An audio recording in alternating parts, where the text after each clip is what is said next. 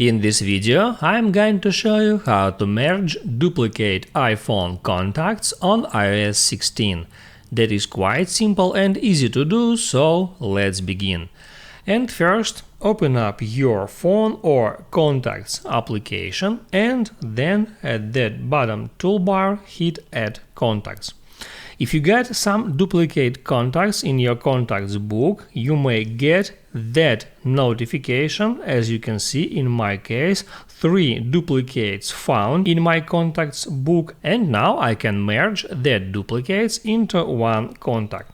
All I have to do is tap on View Duplicates. Here I can check that contacts, and from now I can tap on Merge All to merge all of that 3 contacts. So tap at Merge All, then tap on Merge Duplicates, and that's it. If this video helped you out, don't forget to like and subscribe.